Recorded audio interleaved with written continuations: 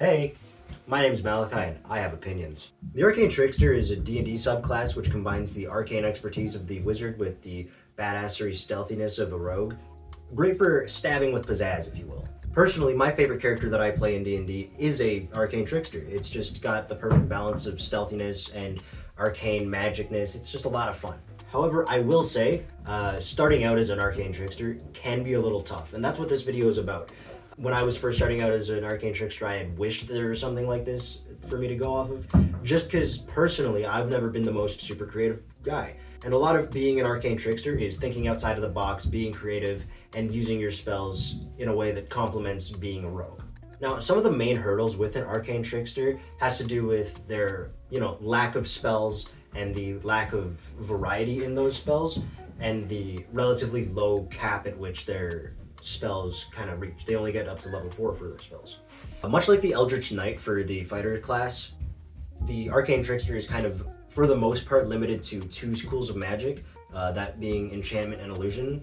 In this video, I'm not going to talk too much about enchantment, mostly going to focus on illusions, as that's where I personally struggled a lot with, and where I think I can help the most people with their journey into Arcane Trickster. So, the thing with illusion spells is that they can be very powerful. However, they require a little bit more creativity, a little bit more thinking outside of the box. No offense to all my sorcerers and wizards out there, but it doesn't take a whole lot of creativity to look at a group of goblins and cast Fireball. It's just kind of what it does. However, when you do think outside of the box for your illusion spells, it can create some pretty cool, pretty fun, and pretty powerful encounters. First up, I'm going to let you know about some of my favorite ways to use illusion spells, things that I've done in the past, things that have really worked. You might have to talk to your DM about some of this stuff, as some DMs kind of cringe. One thing that I love to do, especially as a halfling, straight out of Metal Gear Solid, is creating a small box around me, so I can just have a place to hide if I need to. Works every single time. Most enemies that your DM has are probably just going to say, hey, it's a box, and not assume that it's an illusion. So it's a great way of circumventing encounters that you might not be able to handle on your own. And honestly, it's just a lot of fun to do. Another thing that I love to do, this is with Silent Image, is to just create a body double of myself to go run off in a different direction to really confuse the enemies in a combat scenario or in a chase scenario. Usually it gives me and my party members a chance to escape without getting stomped into mush. Which is always a plus. And one of the great things about illusion spells is that in the description, it doesn't have a cap on how creative and how detailed they can be. It can be as much detail as you want, because that's the point of it.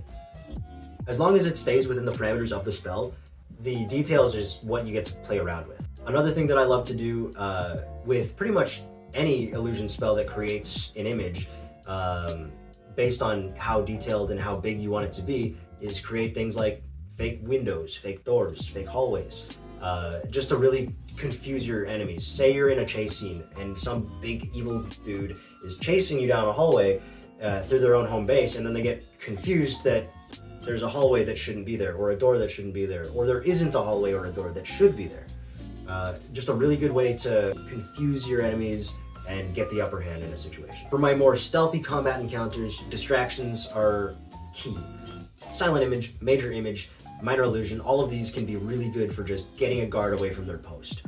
And again, get creative with it. Talk to your DM about it, what you can and can't do in your situation, and really just have fun with it. Now, this next part doesn't actually really have a lot to do with combat. In my opinion, some of the best moments in D&D happen outside of combat. Just, fun moments, which is why I say use your illusion magic to just do funny shit. It's just a lot of fun. One thing that I always do is just I create big explosions that turn into, dicks and middle fingers, because it's funny. It really makes people laugh, and it gives more of a personality to my character rather than just being stabby McStab with illusions. Now, that being said, you don't have to do that, right? You don't have to be a comedic character, but do things that your character would do, and you can use your spells to enhance that. Like, your illusions can be used in intimidation tactics, in distractions, again, but outside of combat, in more social scenarios, in persuasion. It can be used however you want it to be used, because that's the beauty of it, is that it's all about your own creativity. Something that I started doing after watching Liam O'Brien on Critical Role playing Caleb Widowgast and making all of these really fancy descriptions for how he casts and how he uses his spells is copy him outright because it's really cool. Now, I know it's a lot easier sometimes to just say, I cast Silent Image or I cast Major Illusion, but it can be a lot more interesting and a lot more fun to give your character some descriptions of what they're doing. How do they bring out their components? How do they bring out their arcane focus? How do they cast their spell? What does it look like? It just brings a little bit of a style and flair to your character that maybe you wouldn't have otherwise. I take out a bit of fleece and it unravels itself and reconstructs itself into a small cat, and it darts off around the corner to distract a guard nearby. You see how that's much more interesting than just saying, I use Silent Image? I don't know, stuff like that can really help bring a character together, really help bring the roleplay aspect of it together, and just make it a lot more fun to play. Alright, here I'm going to move away from illusion spells and talk more broadly because Arcane Tricksters, while they are mostly limited to enchantment and illusion spells, they do actually get some extra spells outside of those two schools. All at levels 1, 8, 14, and 20, you can choose to have spells that are outside of those typical schools that you usually choose. For example, when I was in level 1, you have to choose 2 illusion or enchantment spells, but the one that I chose outside of that, since I know that the character that I wanted to make was supposed to be reckless, supposed to be a bit erratic, a little bit crazy, so I decided to give him Featherfall. In that case, if he ever wants to do something stupid, which he often does, he can land on his feet without dying. Another thing that I wanted to do later on was make sure that he was always moving, always bouncing around, always in combat, but not in the line of sight of somebody who wants to kill him. So for that reason, I chose to give him, when he could take second level spells, I gave him Misty Step. Just another way to keep him mobile, keep him moving around the map, keep him bouncing around, and keep him erratic. So what I'm trying to say is make sure that you're getting spells that really complement your style of playing. If you like to be all in the shadows, if you like to be in the dark, pick up Invisibility. It's a great spell, especially for a rogue. If you're trying not to be seen, there's nothing better than being unable to be seen. Maybe you want to be loud and boisterous. Maybe you want to do a lot of damage and then run away from it. Get Thunderstep. Thunderstep is a great spell for that application. It just straight up does a lot of damage. It's just a good one.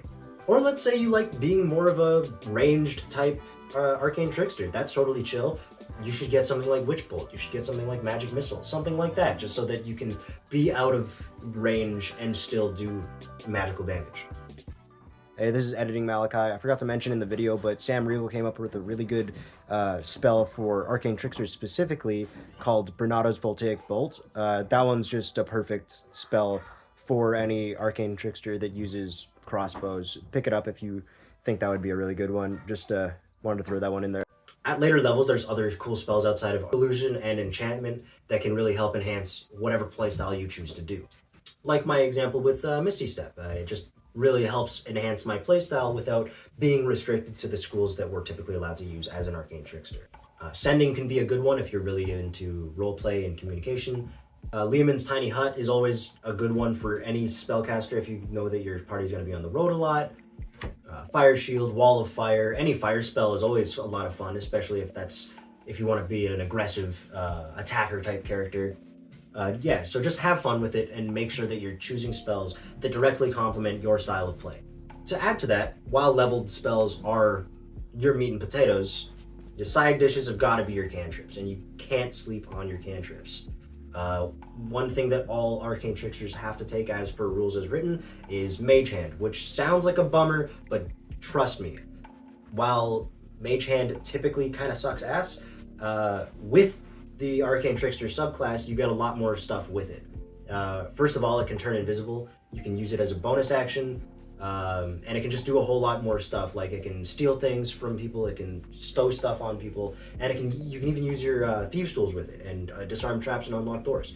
It's really versatile. And later on, at level 13, you actually get a feature called Versatile Trickster, in which you can just give yourself advantage by distracting your enemies with your Mage Hand. And as we all know, as we all love as rogues, we love a good advantage because it gives us sneak attack. Give me all those D6s, I will stab you with the Might of Zeus. Minor Illusion, great cantrip to have. especially as a rogue, especially as an Arcane Trickster. Just having an extra illusion spell in the tank that you don't need to cost any magical energy with, don't need to use any spell slots up with, really great option. Prestidigitation, one of my personal favorites. It's an everyman tool, right? It's whatever you need it to be within reason, of course. Can help in any moment. Really good for roleplay. Definitely consider picking up Prestidigitation. Message is a great one that I like to use. Mending. Honestly, again, like with the spells, like with everything else, make sure that it fits your playstyle. That's how you're going to have the most mileage out of your character. That's how you're going to have the most fun with your character. Next up, let's talk about feats. This is something that can be applied to every single character, Arcane Trickster or not, but specifically here, there are a couple feats that I think are personally just really good with a magic-based rogue, and that's, as you can probably imagine, Magic Initiate. Magic Initiate is one of, in my opinion, the best feats to have as any spellcaster, or any character in general if you just want to dabble in magic a little bit. For me, it really helped because one of the things that I struggled most with when it came to Arcane Trickster was not having enough spells, which sounds a little bit ridiculous. I know I'm not a wizard, but like, come on, I want to have a little bit more. What it does is it gives you an extra spell from any category, and it gives you an extra cantrip. And that spell that you use, you can use it once a day without expending a spell slot, so that's always really fun.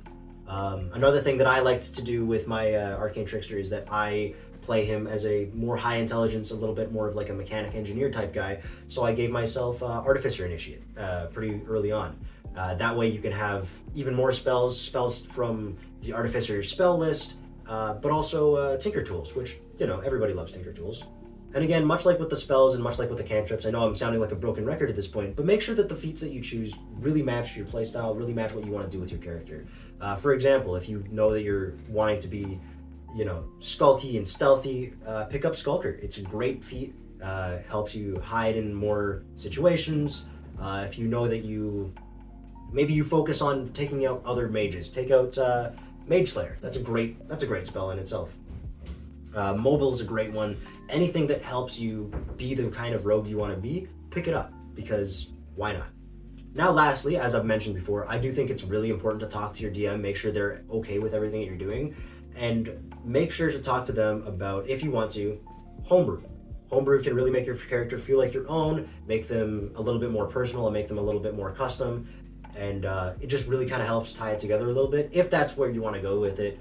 I'm currently workshopping a illusion spell that, you know, my DM and I have kind of worked with together, and we both think it's cool, but it doesn't work for everybody. So make sure that you're, you know, having open communication with your DM to make sure that you both have what works best for you. Because as we all know, D&D is a game with the DM. It's not you against the DM. Chillax a little bit. Have fun. Hey, if you made it to the end of this video, huge thanks on my path. Really means a lot to me. This is my first ever video, if you can probably tell.